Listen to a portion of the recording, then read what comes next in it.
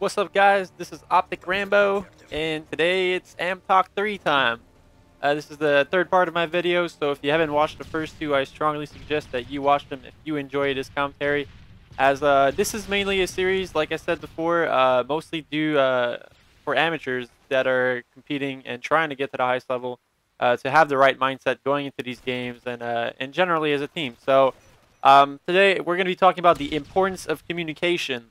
Most of the people are probably saying, oh, well, you're just going to talk about communication. Well, no, actually, there's a lot more to the word communication than just in-game communication. There's out-game communications, and there's things you have to discuss as a team sometimes.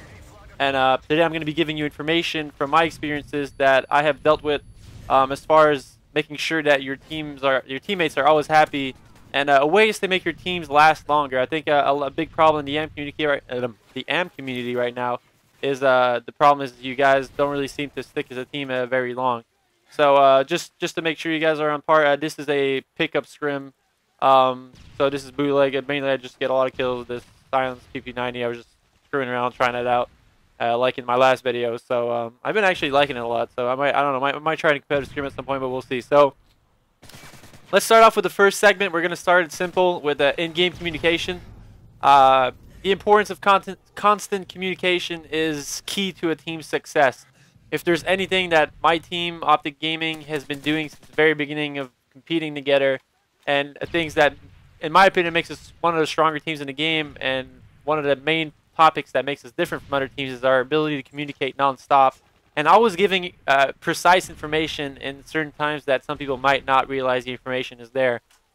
Mainly, by this I mean if you're a smart player and you can kind of like predict certain things happening while they're happening, right before they actually happen. So by giving that information to your teammates, as the most information your teammates have, the better decisions they're gonna make. So obviously this falls into the line of not screwing around or not complaining while you play or raging. I know a lot of amateurs and even pros out there these days.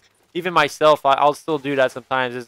Sometimes you'll just complain about random stuff while you play, and you really shouldn't be doing that. Communicating is so important to video games and competitive wise. So if you constantly communicate and you never cut the lines of communication with your teammates and always give more information, your teammates and yourself will have easier times making better decisions while you play. Therefore, evidently making you a smarter player. With the more information you have, you can make better decisions. So it's never complaining or raging. Occasionally in scrims, I would never say do this in an actual match or something that is worth winning. Obviously, you want to win scrims and stuff because it's always fun to win. But just in general, scrims are a learning experience for the most part. So you always want to be learning. So sometimes you'll see your teammates do something that you don't really like. I know for myself, I've been doing that a lot in my competitive career. Always trying to help my teammates get better. So sometimes you can come out of line and try and explain why a play of your teammate wasn't right, but even then, 90% of the time, these things are better to be told after the game. So you always want to keep the lines of communication clear as possible while you're playing.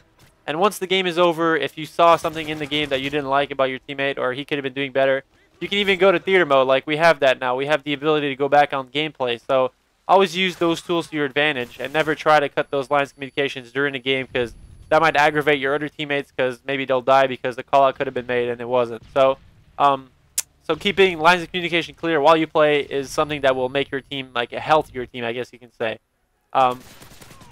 As well, like I said, it's always try and do those things, those correcting and learning aspects of the game after the game itself, so you can talk about your team. Always being, and this comes into our next topic, is out game communication. It's the out game communication is always important because there's so many things you can talk about your teammates and make it a better experience for your team as far as playing and learning. Like I was just saying, you can use theater to your advantage and use the out game clips and maybe even watch those of your teammates and be like, usually there's a player or two in the team that know a lot about the game and feel that they have the knowledge needed to the highest level. So maybe those players can be a help to the other players. Always constantly helping your teammates learn more about the game is always something that's going to help you as a team. So with this being said, out-game communication in that aspect is very important, as it can help your team get better. It can help your team last longer. and it can create less aggravation if you encounter the same situation or something similar in the future, as you'll already have been through it and you've talked about it. So it's just like in school. The more you repeat something the more the teacher repeats something, the more easier you have to grasp it. So that's why in school people never really talk about one thing one day and switch the next day. You'll usually go over the same topic for a few classes and then you'll change. So always understanding that aspect as well. And there's also different things you can talk outside the game. Outside the game can include getting to know your teammates. I hate to say this, but being friends with your teammates is always important. You have to understand that as far as teaming with people, this is the thing we've been saying. As far as me and Big Time have been saying, never make your friends your teammates. Always make your teammates your friends. This for a fact, if you just try to start a team with your team, your friends. Your friends might not always be the best people to play with, even though you like them as a person and stuff. Sometimes they could be, but not always.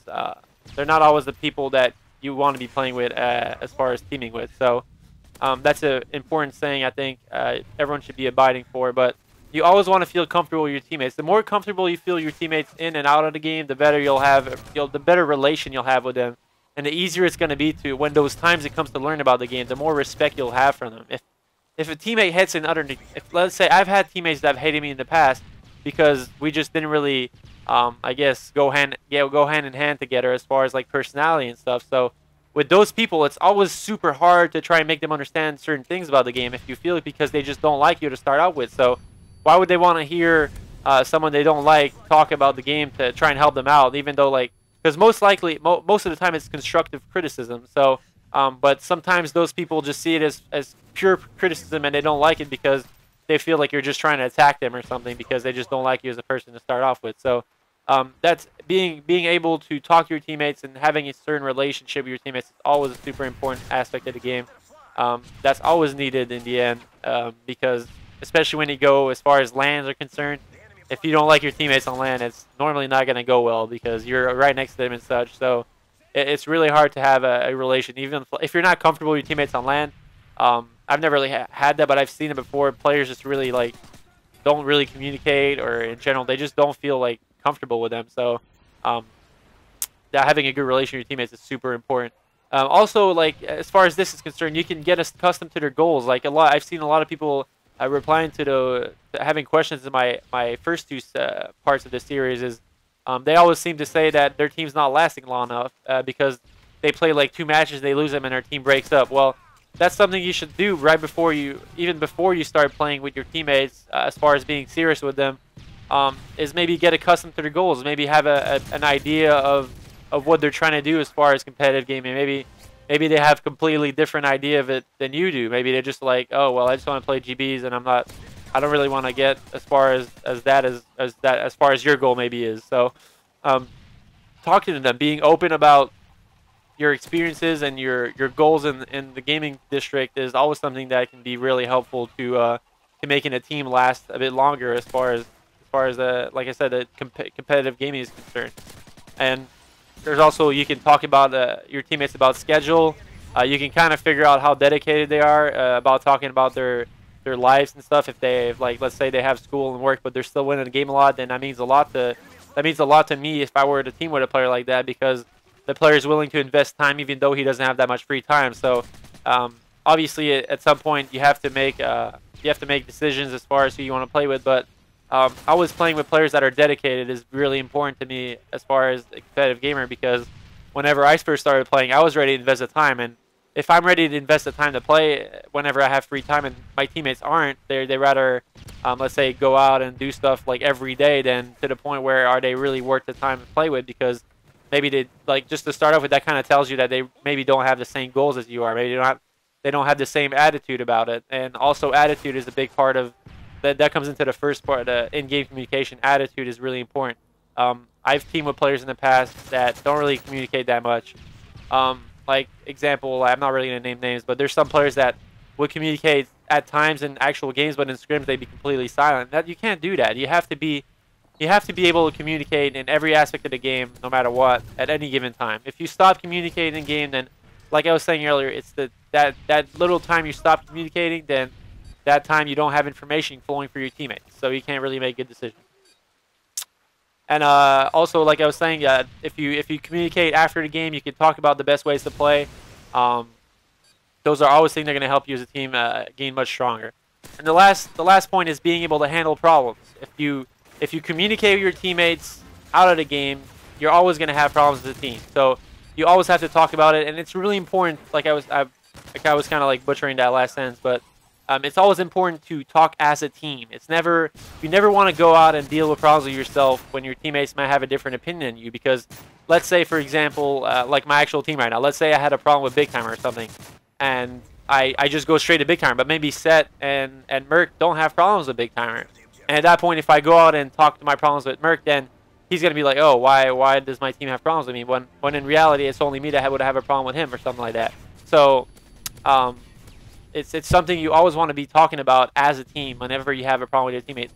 And what I'm saying, a problem with a teammate, it's anything in general. If you don't like him as a person, if his attitude is shitty and you don't like it, if his practice regiments is not good enough, if you don't feel like he has the same goals or anything, you have to talk about those things as a team in the end. You're never going to succeed if you're not able to talk to your teammates freely and openly, and this goes with anything in real life as well. It's like there's anything outside in the real world, you're going to have to talk about it with the people that are around you. If you're going to work, if you have a problem, you're not just going to like talk to one dude that has nothing to do with it. You're going to talk to everyone that you can talk to and gain the more information you can about your problem. So that's really something, in my opinion, that people need to start doing more, is being open and vocal about their problems with their teammates.